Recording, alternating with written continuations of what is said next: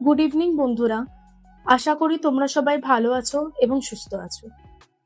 আজকে তোমাদের সাথে চিকেনের একটা নতুন রেসিপি নিয়ে এলাম। একঘেয়েমি আলু দিয়ে মাংস রান্না করা সত্যি আর ভালো লাগছে না। ভাবলাম নতুন কিছু ট্রাই করি। তাই হঠাৎ করেই মাথায় চলে এলো সেই পোড়া মশলার চিকেনের কথা, যেটা নাকি খেতে দারুণ হয়। চলো তাহলে আজ বানিয়ে ফেলি সেই পোড়া মশলার চিকেন। প্রথমে চিকেনটা সামান্য পরিমাণ ভিনেগার ও একটু লবণ দিয়ে আধ ঘন্টার জন্য ম্যারিনেশন করে রেখে দিয়েছিলাম। তোমরা চাইলে সেখানে দই ও লেবুর রস দিয়েও ম্যারিনেশন করে রাখতে পারো। এরপর গোটা পেঁয়াজ, আদা, রসুন ও কাঁচা লঙ্কা পুড়িয়ে নিয়ে একটা মিহি পেস্ট বানিয়ে নিয়েছিলাম। তোমরা চাইলে টমেটো অ্যাডও করতে পারো।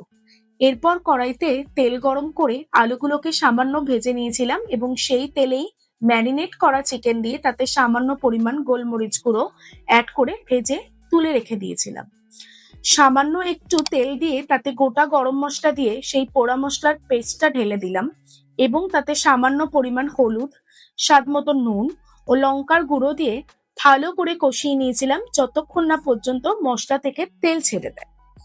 তারপর চিকেন আর আলুটা অ্যাড করে কিছুক্ষণ কষিয়ে নিয়ে তাতে পরিমাণ মতো জল দিয়ে দিয়েছিলাম। জলটা একটু ফুটে আসার পর সামান্য গরম মশলার গুঁড়ো অ্যাড করে নামিয়ে নিয়েছিলাম। বিশ্বাস করো, খেতে জাস্ট অসাধারণ হয়েছিল। এটা ভাত ছাড়া, লুচি, পরোটা বা রুটির সাথে খেতে দারুণ লাগবে।